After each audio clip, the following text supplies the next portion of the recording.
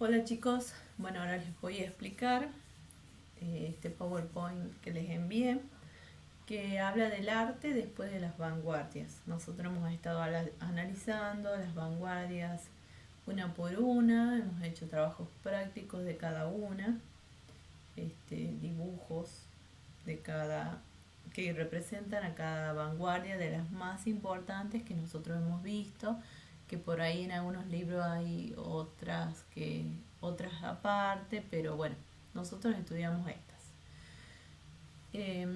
Vamos a continuar con lo que sigue. Las vanguardias se dieron prácticamente en un tiempo muy contemporáneo, muy en los mismos años, y esto es posterior. O sea, después de toda esta rebeldía, de toda esta efervescencia de artistas que de repente buscaban lo nuevo y querían romper con lo anterior, con lo clásico, con lo académico, aparecen estas manifestaciones que hemos visto, y posterior a eso vemos esto. Bueno, la pregunta es hacia dónde va el arte, ¿no? Después de tantas cosas nuevas, raras y extrañas que le llamaban arte, que ya no era la imitación pura de la realidad, porque ya no se buscaba eso. Y entonces, ¿qué se hace con el arte ahora? ¿Cómo se sigue? Y bueno, ahora vamos a hablar de lo que en algunos libros, algunos autores llaman las segundas vanguardias. Tras la Guerra Mundial surgen las denominadas segundas vanguardias. Es difícil hablar de estilos, más bien se prefiere utilizar la expresión tendencias. Incluso una obra puede recurrir a dos o más de estas tendencias. Se entiende que se empieza a mezclar todo, tiene un poquito de distintas cosas quizás, o solamente una, pero es como más, más enriquecido, no sé, y no tan definido y, y como que se corta en una sola manera, ¿sí? Puede significar muchas. Vamos a empezar viendo ejemplos. Este es uno de los más bonitos, que es el land art. Es una corriente de arte contemporáneo en la que el paisaje y la obra de arte están estrechamente enlazados. Utiliza a la naturaleza como material, que puede ser la madera, tierra, piedras, arena, viento, roca, fuego, agua, etcétera, para intervenir en sí misma, en la naturaleza. La obra generada es a partir del lugar en el que se interviene, que algunas veces parece un cruce entre una escultura y la arquitectura. En otras es un híbrido. Un híbrido significa que no es definido entre la escultura y la arquitectura. O sea que no se sabe si es uno o el otro. De paisaje, donde juega un papel cada vez más determinante en el espacio público contemporáneo. Utiliza la parte pública, no es dentro de un museo ya, es la naturaleza misma donde la gente va e interviene, ¿no? Generalmente las obras se mantienen en el exterior, expuestas a los cambios y la erosión del entorno natural. Por ende, algunas han desaparecido, quedando de ellas solo el registro fotográfico y fílmico. Se diferencia mucho así esto que llamaríamos en general el arte contemporáneo. A diferencia del arte anterior, del arte clásico, que lo hacían para que dure muchísimos años, para toda la eternidad, como las esculturas griegas, por ejemplo, que la habían hecho de piedra, de mármol, para que dure muchísimo, y ha llegado hasta nuestros días algunas intactas. Bueno, este arte contemporáneo es más efímero, o sea que con el tiempo pasa, y quizás lo importante es hacer un registro de una foto o un video, y esa es la prueba de la obra, ¿sí? Su finalidad es producir emociones plásticas en el espectador que se enfrenta a un paisaje determinado. El principio fundamental del land art es alterar con un sentido artístico el paisaje para producir el máximo de efectos y sensaciones al observador. Se pretende reflejar la relación entre los humanos y la tierra, el medio ambiente y el mundo, expresando al mismo tiempo el dolor debido al deterioro ambiental del clima que existe hoy en día.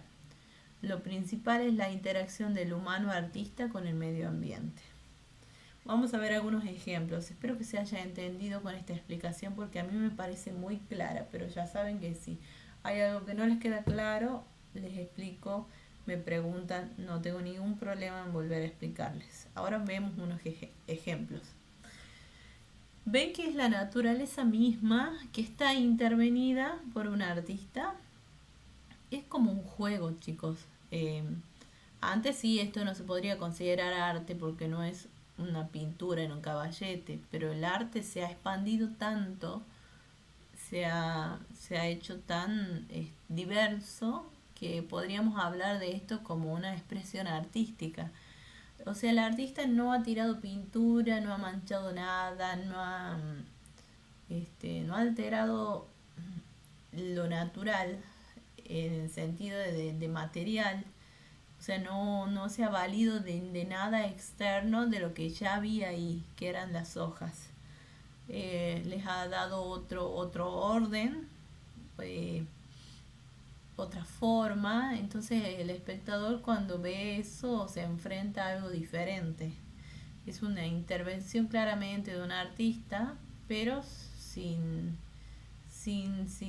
meter ningún otro material ni nada que cambie significativamente el ambiente natural.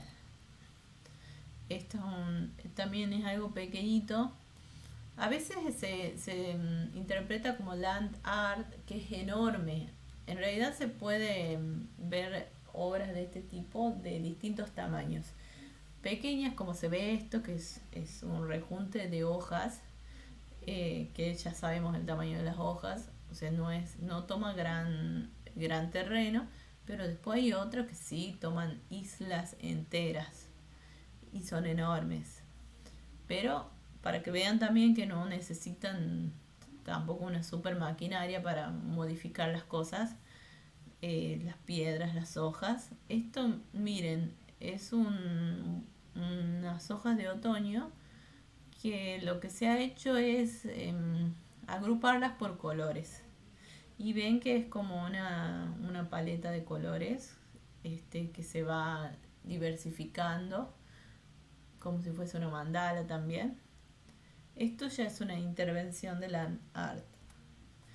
Y esto también que es hermoso, son las piedras que están en ese lugar, que se ubican en ese lugar, se encuentran ahí, que han sido intervenidas por el artista y han hecho estas representaciones.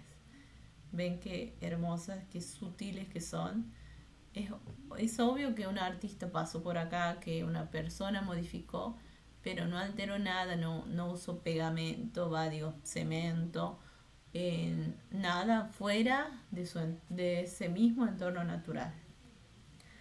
Y esto es lo que yo les decía, que es un tamaño enorme, que es un espiral hecho con tierra y piedras en un paisaje natural, que naturalmente este tipo de formación no se haría, pero gracias a la intervención del artista se puede hablar de la art acá. Bueno, ahora vamos a ver otro ejemplo que también a mí me gusta muchísimo, que es el performance o la performance. Se puede encontrar de distintas maneras. Es arte en el que el medio es el propio cuerpo del artista y la obra de arte toma forma de acción llevada a cabo por el mismo. La performance tiene sus orígenes en el futurismo y en el dadaísmo, pero deviene un fenómeno mayor de los años 60 y 70 y puede ser visto como una rama del arte conceptual. ¿Se acuerdan del futurismo y del dadaísmo? Que no solo eran artistas, sino tomaban una actitud diferente. Por ejemplo, el futurismo, que tenía su manifiesto, que hablaban de cómo tenía que ser el arte, de cómo tenía que ser la vida, y teniendo esa actitud provocativa que yo les mencioné en algún momento, que era eh, lo que más adelante íbamos a ver, que era performance, que ya tomaban una actitud como de artista, pero no es solo pintar, sino su forma de ser, su forma de vestir, su forma de caminar, era todo un personaje el artista. Y en el dadaísmo también lo veíamos, especialmente en el dadaísmo, que eran tan provocadores que siempre llamaban la atención. Bueno, está como inspirado en eso, esos son como algunos orígenes del performance. El arte del performance es aquel en el que el trabajo lo constituyen las acciones de un individuo o un grupo en un lugar determinado y durante un tiempo concreto. La performance o acción artística, que también se la llama, puede ocurrir en cualquier lugar, iniciarse en cualquier momento y puede tener cualquier duración. No hay nada explícito sobre eso. Una acción es cualquier situación que involucre 4 elementos básicos. Esto sí es lo básico. Tiempo, espacio, cuerpo del performer o los performers y una relación entre el performer y el público, porque se tiene que vincular con el público de alguna manera. En este sentido se opone a la pintura o a la escultura, por ejemplo, en las que un objeto constituye el foco de una obra artística. O sea, un objeto hecho por el artista es la obra artística, pero en este sentido ocupa otro sentido, otras dimensiones. La performance tiene parentesco con la acción poética, la intermedia, la poesía visual y otras expresiones del arte contemporáneo. Es parecido, pero diferente lo que es eh, un performer, que es lo que un actor de una obra de teatro. La diferencia más clara es que el actor representa algo, representa a un hombre viejo, pobre, representa a una mujer enamorada. En cambio, el performer presenta, o sea, no imagina situaciones en las que personifica otra cosa, sino que es él mismo, expone su cuerpo. Hay distintos tipos de performance, algunas que son muy violentas porque se expone el cuerpo, muy parecido a lo que hacía este ilusionista, creo que era, Toussaint, que se exponía su cuerpo a altas condiciones de clima o cosas peligrosas.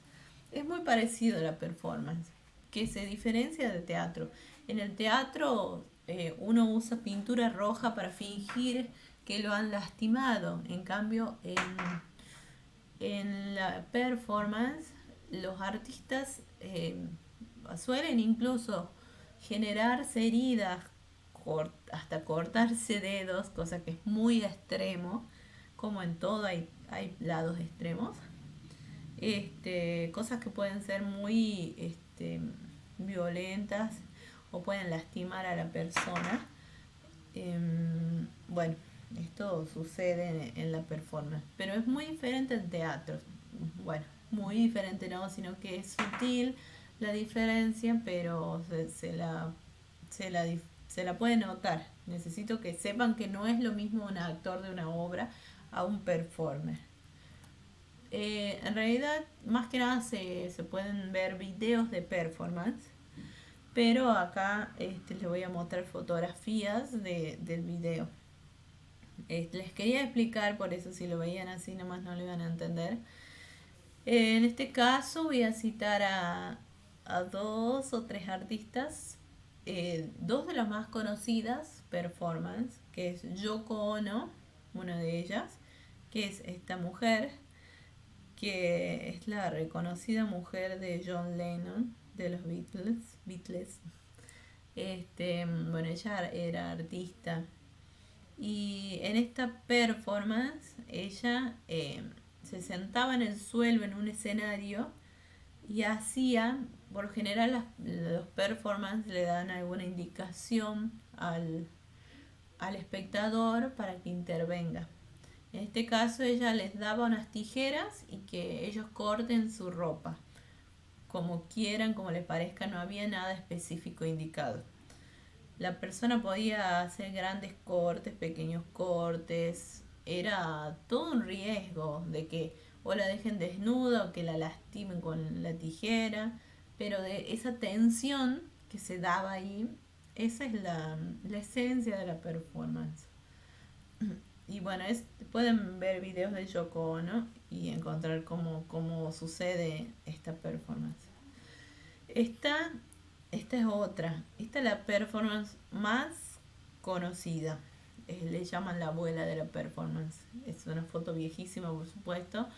Ahora hay muchas actuales. Ella se llama Marina Abramovic.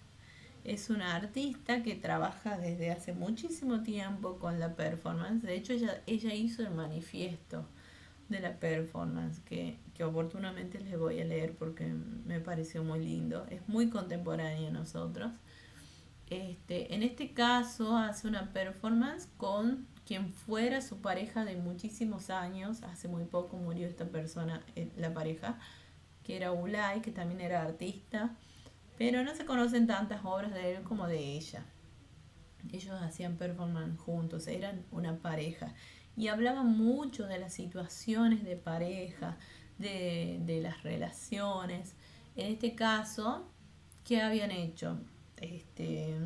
Se habían puesto suspendidos uno del otro, sujetos por un arco, y el arco tenía esta flecha. Todo esto no era ficción, todo esto era realidad. Es un video en el que se escucha los latidos de ambos, esa tensión que se genera porque realmente ella está corriendo peligro. Si él deja soltar esa flecha, puede herirla a ella. Bueno, y de eso se trataba la performance, que la tensión que se genera al mantenerse suspendidos ellos dos. Es como si fuera que que tienen una herramienta para atacarse en sus manos, pero no es su intención porque era una pareja que se amaba, que toda la vida se amó. Después, miren, esta es la misma mujer, Marina, pero hace unos años atrás que hizo una exposición muy conocida que se llamó, bueno, la exposición mostraba todo su trabajo, pero esta performance en particular, que fue una de las más conocidas y más largas, se llamaba Aquí está la artista, o la artista está aquí.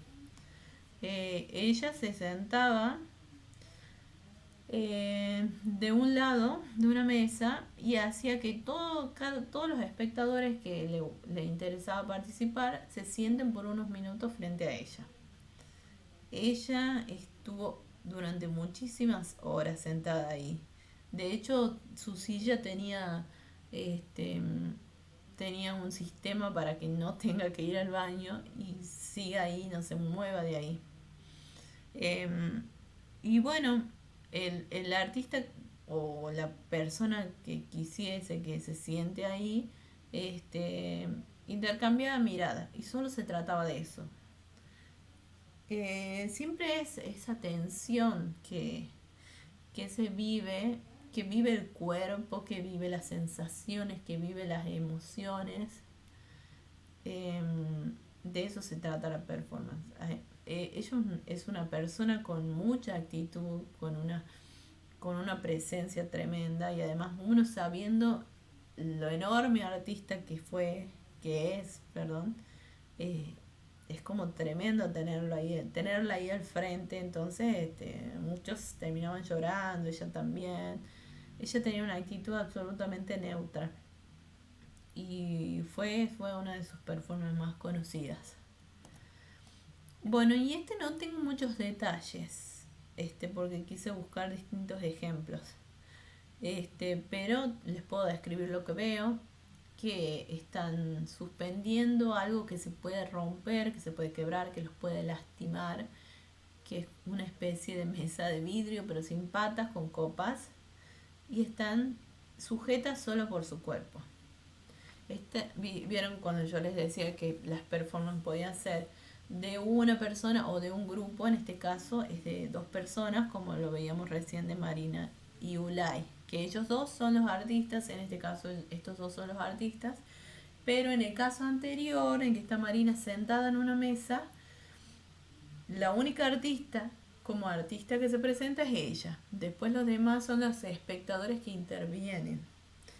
En la primera performance también pasó lo mismo. La única artista sentada esperando que alguien intervenga es una sola, y los demás son espectadores, que eran los que le iban a romper lo que tenía puesto.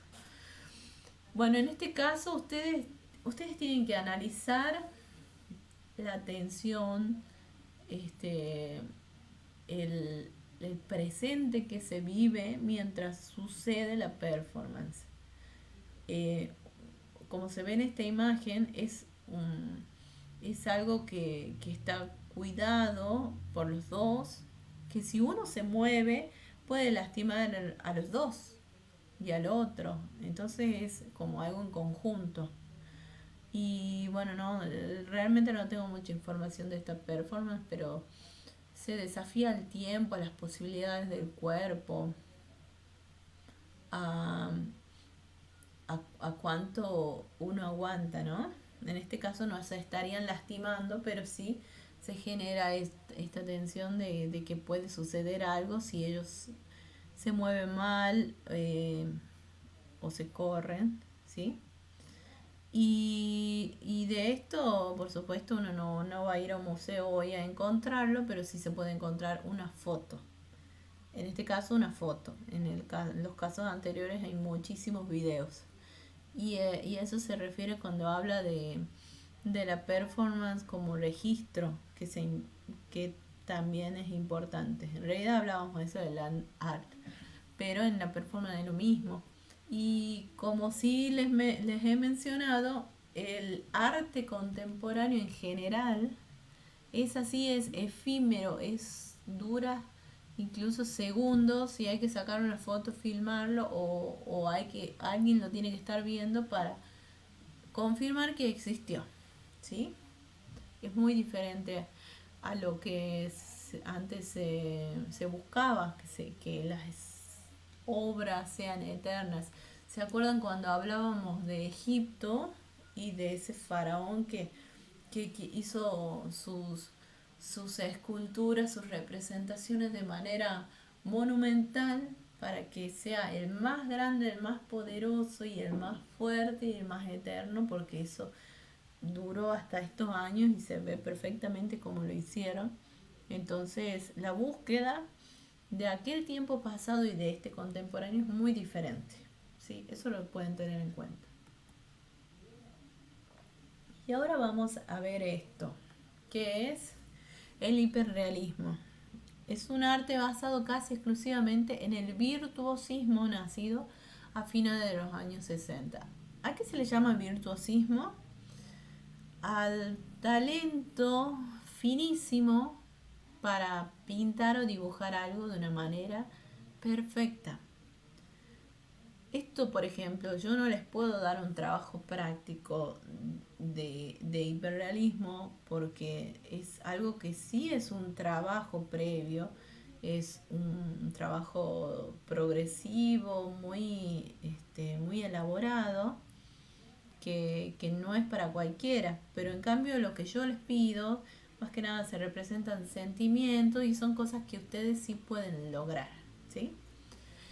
Es un arte que quiere copiar la realidad milímetro a milímetro, átomo a átomo. Es un arte que busca explícitamente la objetividad radicalizada, aunque no deja de ser también explícitamente una representación. Es una pintura, escultura o lo que sea que maneje también el artista de turno, el artista que lo haga. O sea, se vuelve a lo clásico, la pintura en un soporte o la escultura con los materiales clásicos o quizás nuevos, pero bueno, lo importante es la representación hiperfina de la realidad.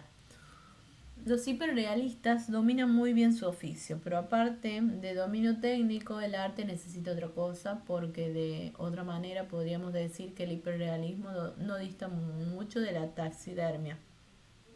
La taxidermia es cuando rellenan los animales muertos, este, los rellenan con otro material para hacerlos, ay no recuerdo cómo es la expresión, pero son como que le sacan los órganos y los rellenan con un material de tal forma que parezca una estatua. Esa es la taxidermia. Y por supuesto tiene que ser representada real. Y es muy parecido a esto, ¿sí? Pero no es lo mismo. El arte hiperrealista busca algo imposible, la perfección, aunque no haga solo para mostrar perfectamente lo banal, aunque lo haga solo para representar lo banal, o sea, no importa, no es la representación de algo magnífico, puede ser algo simple, pero tiene que estar perfecto. Siguiendo un poco lo que habían empezado años antes los pop.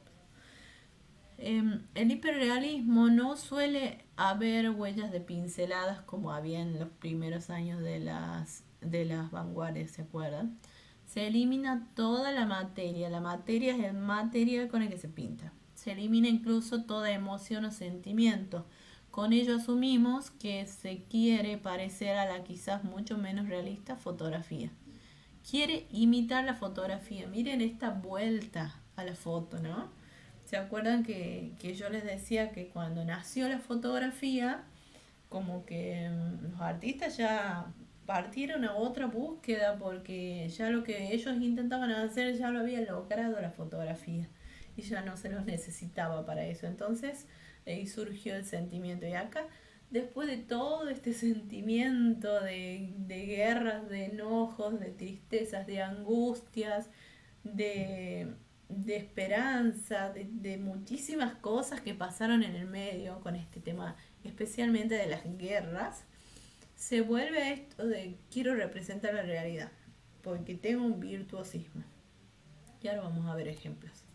Miren esto que parece una fotografía, pero es una pintura hiperrealista. Pero esto se refiere con lo banal, con que no es cosas carísimas o cosas inalcanzables. No, es un juego de té en una cocina pintado. Ve que poco se diferencia de que es una pintura y no es una fotografía. También hay retratos, esto seguramente lo han visto mucho por internet, retratos hiperrealistas. ¿Sí? Son perfectos, con cada defecto, con cada punto de la realidad tratan de representarlo.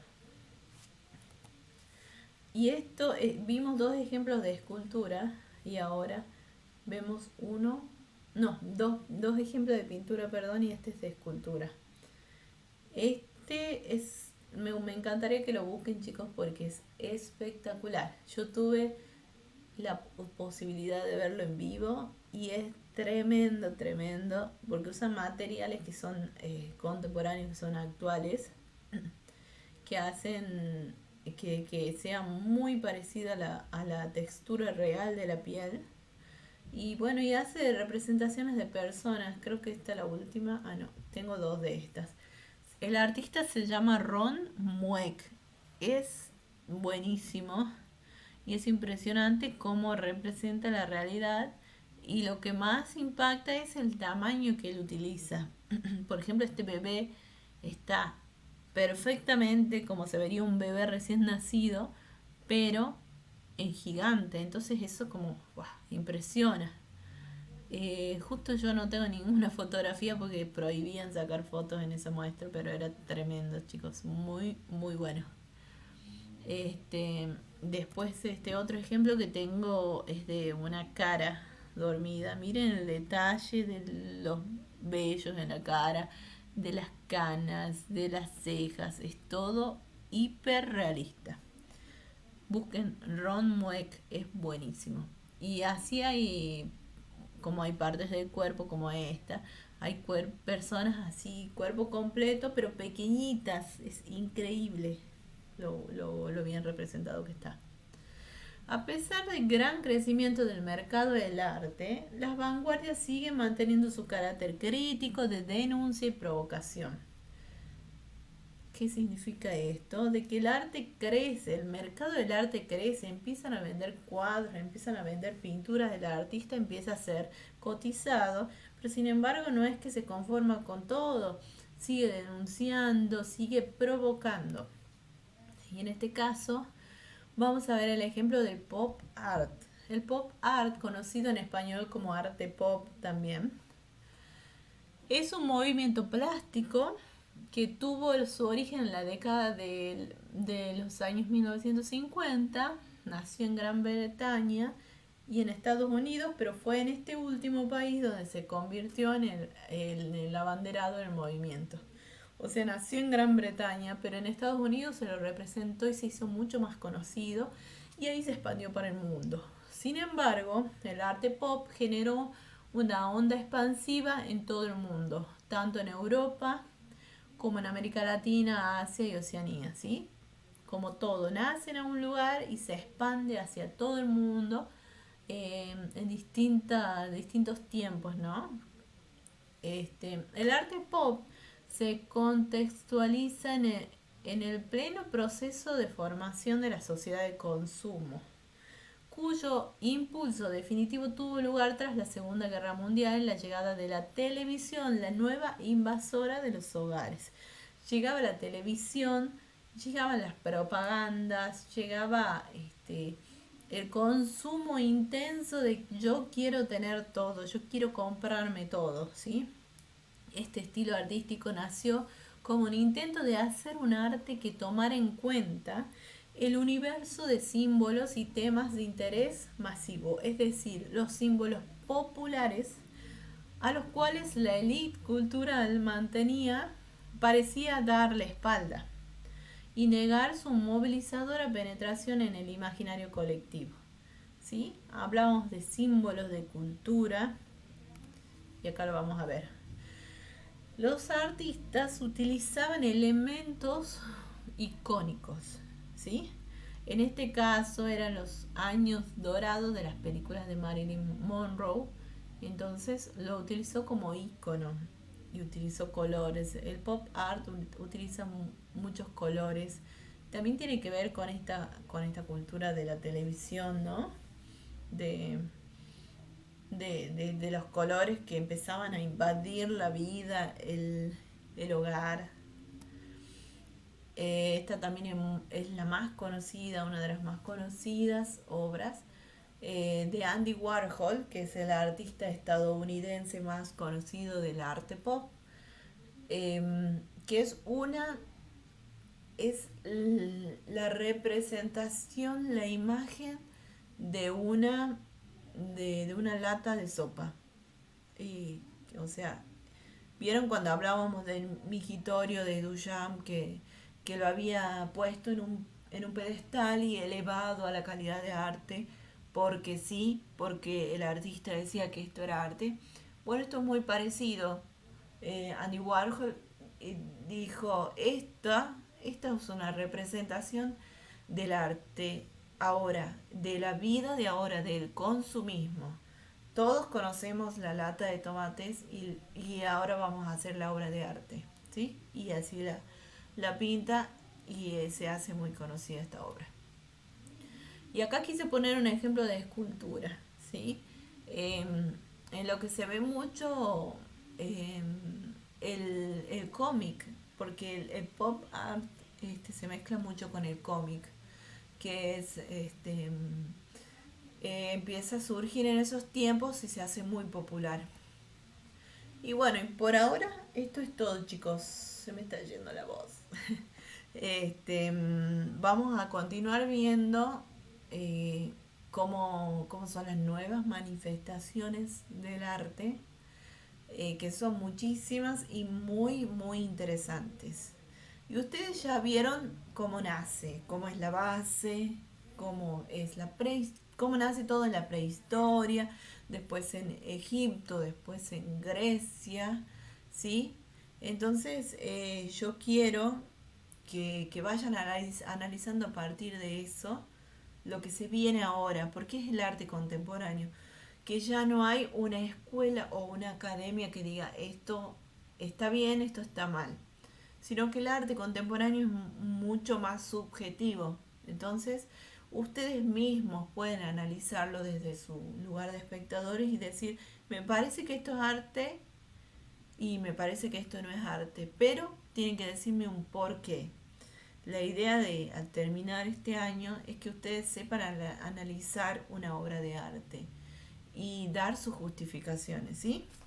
Así que bueno, vamos a continuar la próxima clase con el arte contemporáneo o las segundas vanguardias. Y bueno, eso.